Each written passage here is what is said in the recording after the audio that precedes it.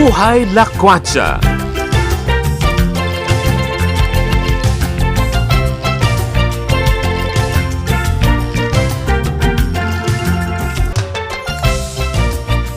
Hello mga kabuhay lakwatsa. Naku, alam niyo ba, meron na naman akong bagong na-discover na magandang paglakwatsahan. Alam niyo yan kung saan? Dito mismo sa JMB Guest House and Pool sa Malvar, Batangas. Ano ang pwede niyong maranasan sa lugar na ito? Aba, tara at panoorin natin ang kabuuan ng aking paglalakwatsa. Tara! Yan, no, grabe. Ang dami ko nang napuntahan and ngayon, andito pa rin ako sa Malvar area. Pero particularly, nasa JMB Guest House and Pool ako ngayon.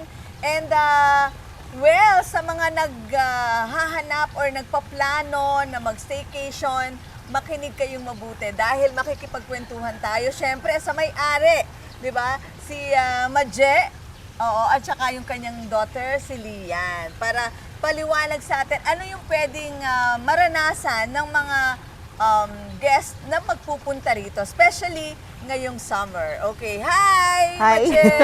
Hi and hello po! Yeah. Parang gusto ko muna maglublo bago tayo magkwentuhan. Kung meron lang akong dalang bathing suit, baka.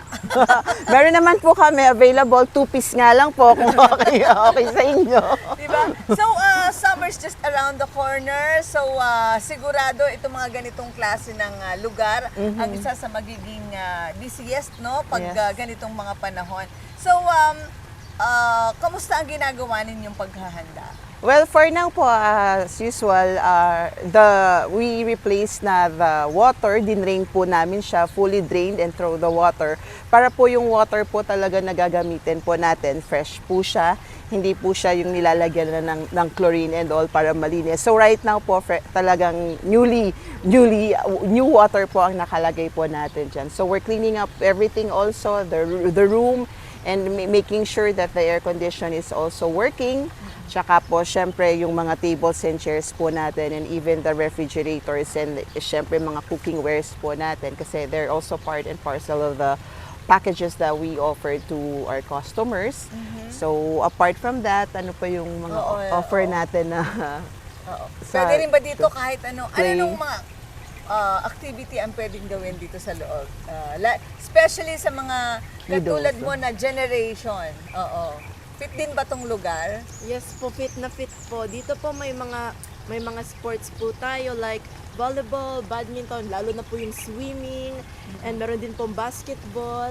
Tapos for the kids po, meron din po kaming play area doon. Tapos may treehouse din po kami. Oh, I see. Napansin ko yung pool medyo mahaba siya. So, bakit ganun? Anong ibig sabihin niya? Kasi yung pool kasi it's a 25-meter pool. Kasi when we had this built kasi our kids, one of whom is actually Lian, there is swimming also. So parang part na din ng supposedly practice nila. Kaya medyo mahaba yung pool natin. And every summer kasi, we also offer exclusive na mga swimming lessons with Coach Boy.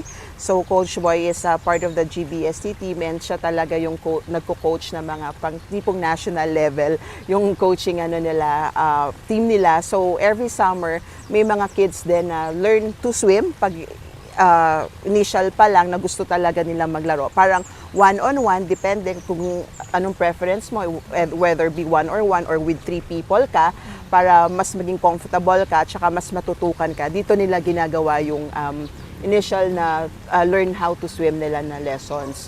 So, anytime naman you can just inquire from us. And yan, katulad ng ginagawa ng isa na yan ngayon, na yung model natin siya, nagsuswimming po siya right now. She also learned from Coach Boy and she also learned in this pool area. So, backstroke, ano pa nga ba yung freestyle, breast, and fly, butterfly. Oo, yun yung mga naririnig ko rin, no, nung yung anak ko ini-enroll ko pag summer na ganito. So itong ganitong season, Lian, talaga bang nilook forward to ng mga kabataan katulad mo na magkaroon ng ganitong activities, yung swimming lessons? Yes po. Bakit, ano sa tingin mo, bakit, kasi di ba nowadays, nasa virtual na masyado, nasa gadget ang mga bata, no? So, tingin mo mahalaga talaga na mag-explore sa mga ganitong klase ng activities ang kabataan? Yes po, dahil ngayon po is instead of doing the cell phone, we could go out and mag-swimming po. And plus, yung swimming po naman is a survival skill. So I think it's really important for kids to know how to swim po. Oh, speaking of know how to swim, ikaw, ano experience mo? Kasi usually, di ba parang nakakatakot na mag-swim? Kasi ako, I don't know how to swim, actually. Pero yung mga anak ko, tinuruan ko. Pero usually, ano yung dapat tandaan ng isang bata? Kung gusto niya na mag-swim, pero sometimes yung fear nangingibaba. What can you advise? I think an advice I could give to the kids who are scared to swim is to just face your fears po, because swimming is it can be hard at first because we don't know how yet, but if makikinig po tayo sa coach and if we practice properly, we'd also be better by the time. Oh, I see. Ikaw, gaano katagal ka na natuto bago ka lumangoy? Oh, actually, I don't really remember po because I was mga 4 to 5 years old is nagsistart na po ako mag-swim and pinatuloy-tuloy ko po. And minsan nagsistop, minsan hindi po. So, ayun. Pero natakot ka rin noon initially? Natakot din naman po ako at first. I see. Okay. And siguro, Mama Aida, no, I would just like to add to that, being a mom kasi na who had an experience also with children na medyo nagkaroon ng fear kasi my second naman is also not as kasi siya medyo mas malakas yung loob niya compared to my other daughter. And that time, what we did was just to let her play. So that would be the start kasi the coach will just let you play in the water. Parang more of familiarity lang sa water na i-enjoy lang muna niya yung water. Do not force. Then eventually afterwards, pag nawala na yung fear niya doon sa water na enjoy niya, then that would be the time that they're going to start with the lesson talaga and how to go about swimming and learn how to swim sa tubig. I think tama yan. Kasi alam mo, yung pag pinilit mo kasi, mas Yeah. lalo siyang matatakot eh. So parang hayaan lang sila kung Yeah. kailan nila feel na. Ganun ba yon? Yeah. Okay. So usually, yung lessons, ano ba to, all throughout the year? Yung yeah. swimming lessons dito sa lugar? Yeah, it's all throughout the year. So we just coordinate with the coach, and then we find the common time kasi especially pag pasok kasi ng pasukan, sobrang hectic ng schedule. Even my own kids, sobrang hectic ng schedule nila. So what they're trying to do right now is if they wanted to continue the swimming lesson and then if they really wanted to learn, so they find a common time, si coach at saka yung si student, then they're gonna swim here pa rin. Mag-schedule sila dito para at least dire-diretso yung learning process nung bata sa swim. Yun. I see. And then paano sila, do you accept kahit mas malayong lugar o dapat taga rito lang yung pinaprioritize nyo? Considering na, syempre, baka masyadong dumami naman, maging overcrowded. As a swimming lesson Oo, or sa swimming lesson anywhere naman, actually we have mga customers na or mga swimmer students na from different places dito within the nearby city. It's just that syempre sila yung pupunta kasi, so it's more of if it's not gonna be too difficult for them na okay lang sa kanila na maghatid dito, then okay lang naman. I Yeah. see. Medyo, ikot nga tayo, Lian, dito sa lugar ninyo, no? Oo. Sure. So, para malaman ko kung ano pa yung ibang mga amenities na pwede nilang gawin. So, well, right now, Oo, Lian oo. is holding Oo, a yes. volleyball. Oo. Because sabi nga ni Lian kanina, we offer different sports. We give or we lend yung mga facilities for different sports kasi like simple na nagdidigpas ka lang while nagpe-play dito sa or nagsuswim dito or minsan nagba-badminton dito sa area while also nagsuswim or ano pang ginagawa nyo? Basketball kasi we also have a basketball yan. ring na Oo. although nabasag siya but Kasi, oo. not necessarily naman yung professional way Yeah, of doing yung parang, it. oo, Fun parang lang, just for fun. fun. Exercise, di ba? Kasi there are people na nasa swimming pool nga kayo or nag-out of town nga kayo, pero hawak-hawak pa rin nila yung gadgets nila. So the tendency kasi is for them also to still be stuck with the gadget instead of them doing yung mga play sports or mag-spend ng quality time. So Kaya kami, nagpo-provide din kami ng mga ganito na para magamit nila. We also have bikes. We also offer the bikes na magbabike lang along this road para at least ma-experience din nila yun. And isa pa na parang naka-attract sa amin dito. At kanina mismo nagduduya na si Fremy. Oo. yung tree house, no? Sabi nila, parang probinsya look itong area na to. Oo. Talagang ano ba to? Anong purpose nito? Bakit ganyan yung pagkagawa niya? Yun talaga din yung concept kasi we wanted people to feel actually dito sa Batangas, especially dito, mahangin kasi dito. So, hindi ganun yung weather natin na super dry. Okay. Dito, mahangin lalo na pagdating sa gabi, medyo malamig. So, yung tipong alam mo, hindi ka naman magiging huwan tamad, pero if you wanted to have a rest from everything, from pagod sa work, from the busyness and traffic sa Manila, lalo na sa I have to emphasize doon kasi nandun yung main traffic. So, dito parang pag pumunta ka sa tree house, actually request din yan ng kids ko before, na parang upo ka lang dyan, nakahiga ka lang, tapos yung hangin, ramdam na ramdam mo lang yung dating ng hangin. Tapos apart from that, may duyan din kasi under ng tree house. So, yun talaga yung concept niya. Di ba na-enjoy nyo naman? Oo. Yes. Oo. And then, paano pala yung mga tao na gusto pumunta dito? Pero, halimbawa, marami na sila, parang exclusive na yon. Yeah, this is actually, you rent it out for, exclusive talaga siya. Hindi siya yung for public na papasok ka ng, then you're gonna pay per head.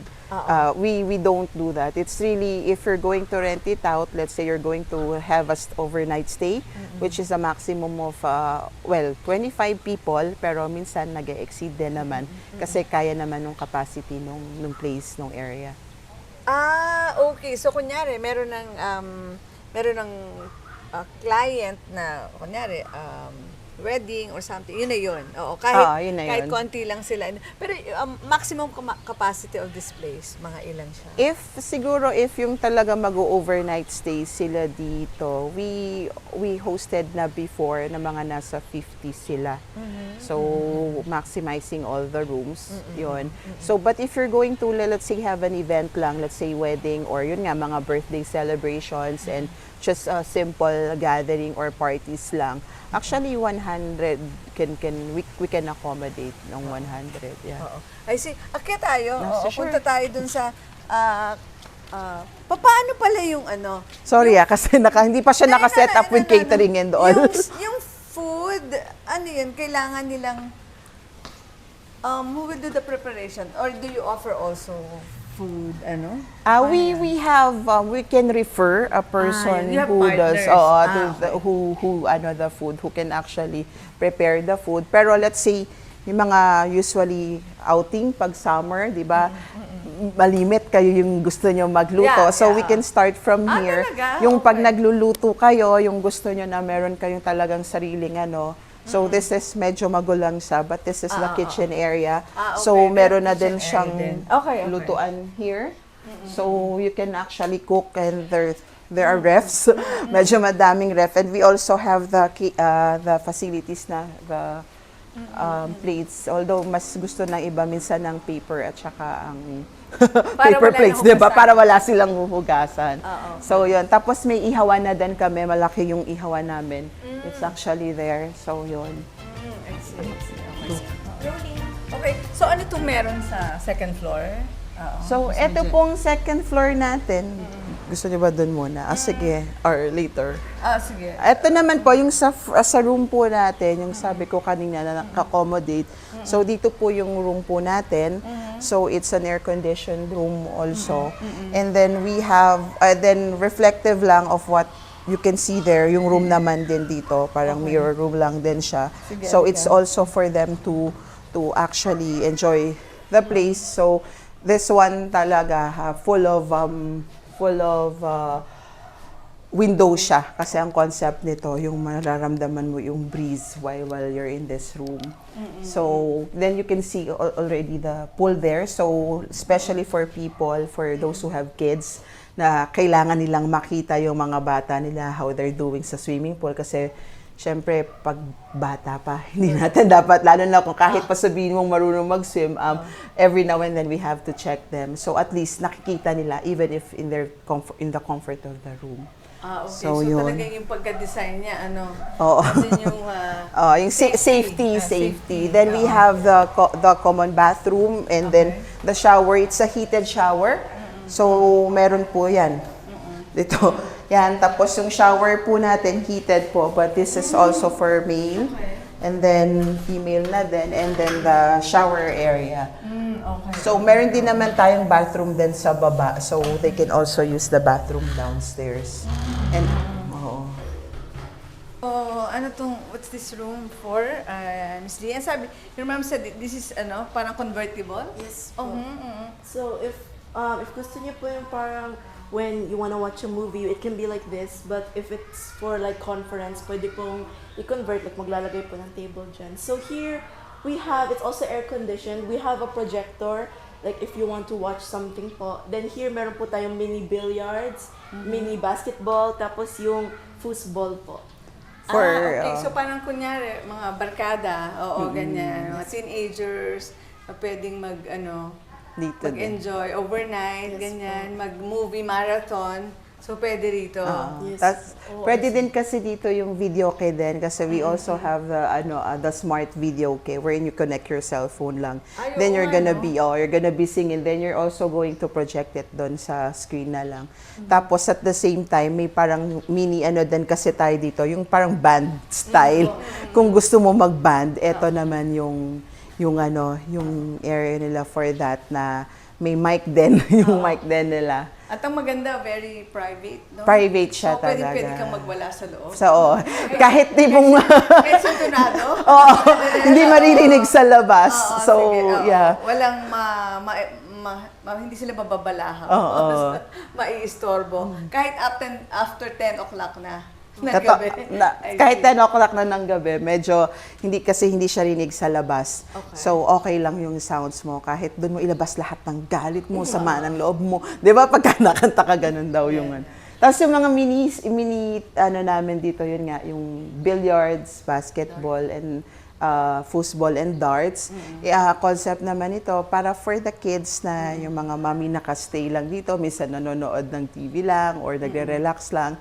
Tapos yung mga kids nila may ginagawa ding laro. Kasi yung meron tayo dito sa taas, meron din doon sa baba for adults naman na billiards and I and see. darts. Ayun. So talagang ang daming pwedeng gawin.